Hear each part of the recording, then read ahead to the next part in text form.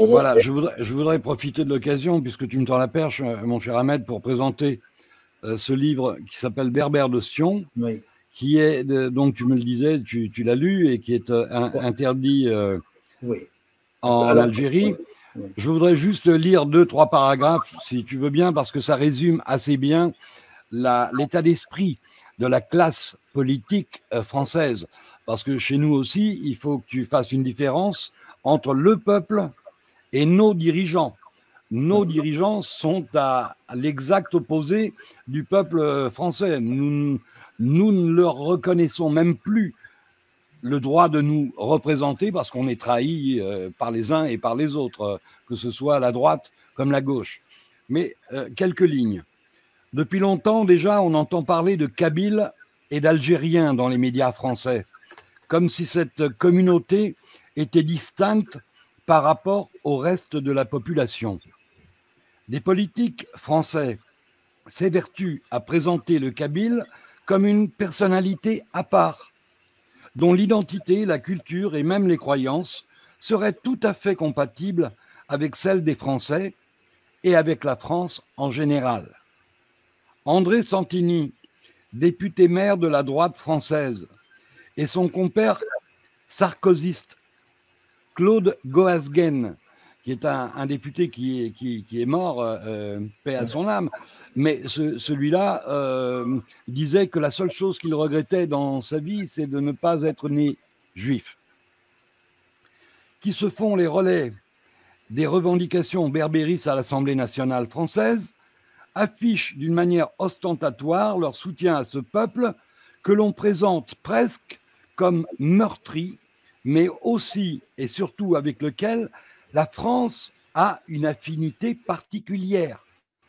Pour Santini, les Berbères sont des laïcs, ils pratiquent un islam modéré, ils ont un caractère tolérant, ils ont notre conception de la laïcité.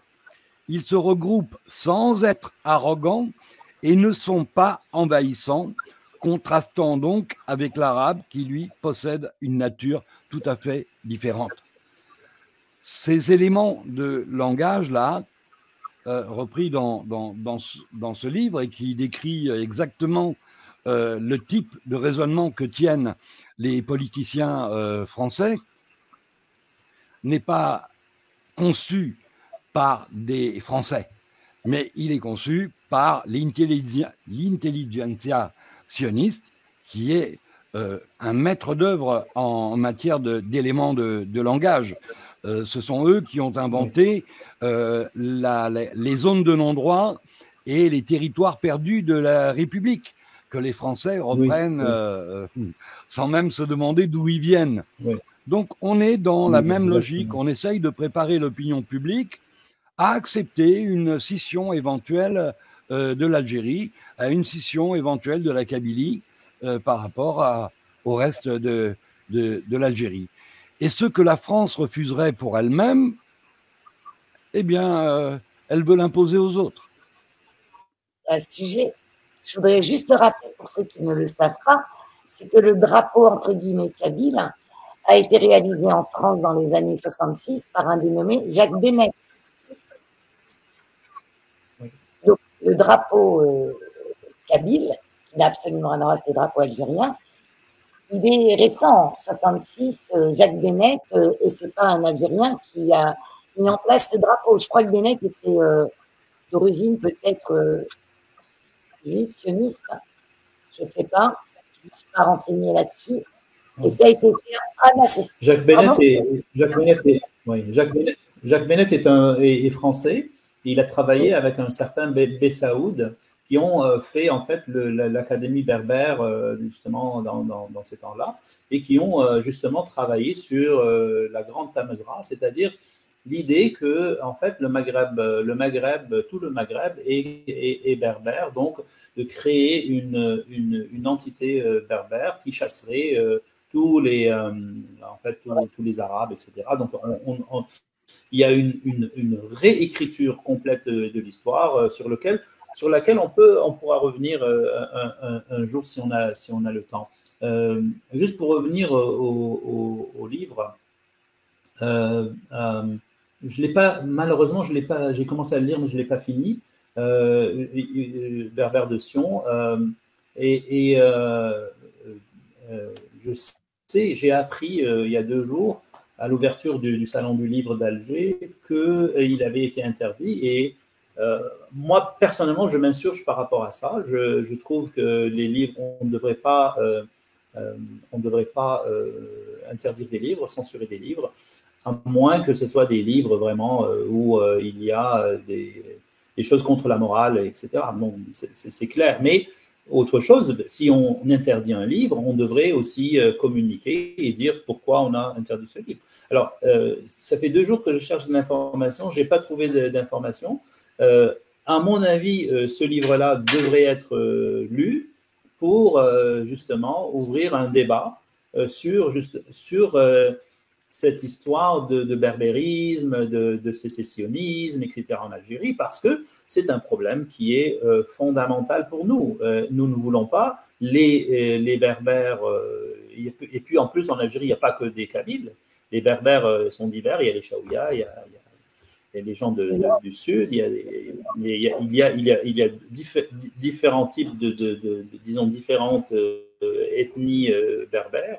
Et même nous-mêmes, nous sommes descendants probablement de Berbères. Le sang a été tellement mêlé en Algérie qu'on ne sait plus exactement c'est quoi c'est-à-dire que le sang arabe et berbère a été mêlé pendant des siècles.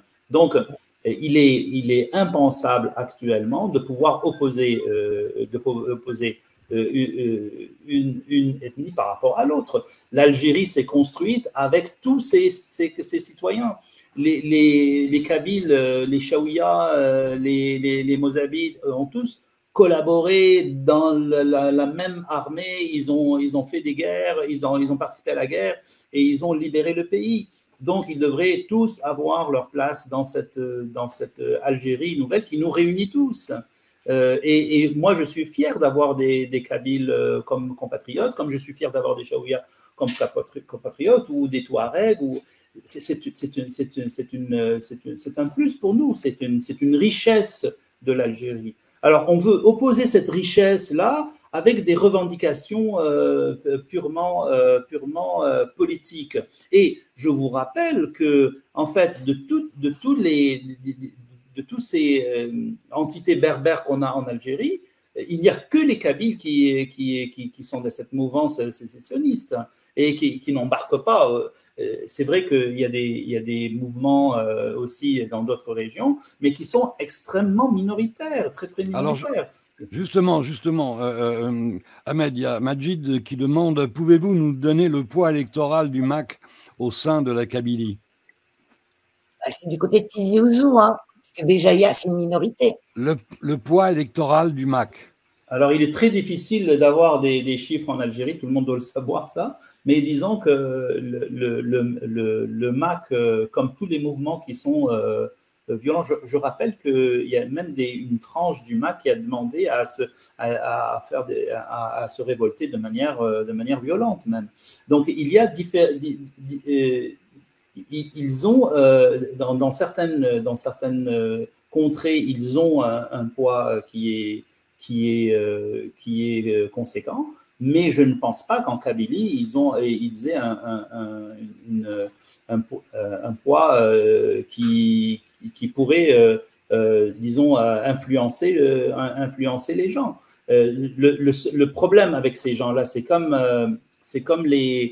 disons, je vais faire une comparaison comme ça, c'est que vous avez des groupes qui ne sont pas très nombreux, mais qui peuvent faire beaucoup de mal dans la société. Pourquoi ces groupes qui ne sont pas nombreux peuvent faire du mal? C'est parce qu'ils sont aidés, qu'ils sont financés, qu'ils ont le soutien de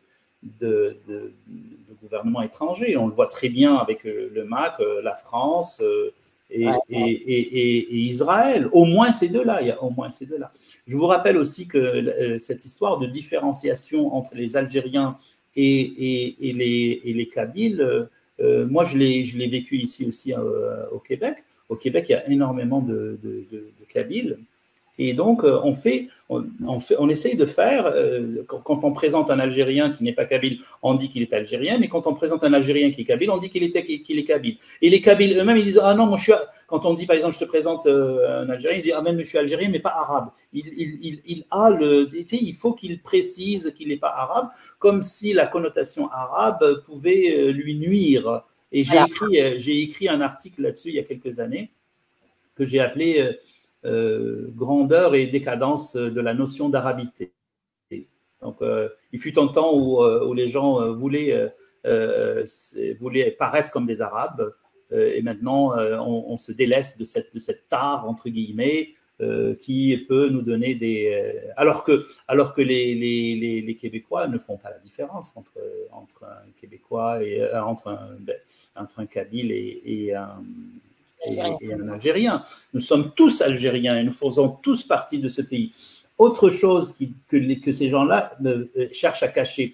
Vous savez, dans les rouages de l'État, que ce soit au plus haut rouage de l'État, dans le Premier ministère, dans les ministères, dans les directions générales du gouvernement, et vous avez énormément de Kabyles. Dans la presse, énormément de Kabyles. Ce n'est pas, il se présente comme étant une minorité qui n'a pas de droits, qui est bafouée, etc., dont les droits sont bafoués. Bon, arrêtez, pas du tout. À la limite, je n'ai pas les chiffres, mais ils sont extrêmement bien représentés, sinon surreprésentés. Vous comprenez? Mais ce sont des citoyens comme les autres. Ils doivent avoir ces postes, s'ils les méritent, ils doivent avoir ces postes. Pour moi, ça ne fait pas de différence qu'il y ait un Kabyle ou un Chaoui ou un gars de l'Ouest ou un gars du Sud. Ça fait, tant qu'il est algérien et qu'il travaille pour le bien de l'Algérie, voilà. Il est le bienvenu. Il est le bienvenu. Nous voulons une Algérie plurielle en respectant les différences de chaque région. S'il veut parler sa langue, qu'il parle sa langue. S'il veut avoir sa culture, on va toujours aider les gens à préserver leur langue et leur culture dans chacune des régions de l'Algérie. Olivier de Lalande de Maine dit l'arabité au Maghreb n'est que culturelle et religieuse, pas génétique. Probablement, mais moi personnellement, je me revendique d'une arabité culturelle. Et j'y tiens beaucoup. J'y tiens beaucoup. La région où je suis né a des traditions berbères très, très poussées. Mais je ne renierai jamais mon arabité, jamais. Comme je ne renie pas ma berbérité, si elle existe. Je veux dire, chacune de ces composantes fait de moi quelqu'un de meilleur.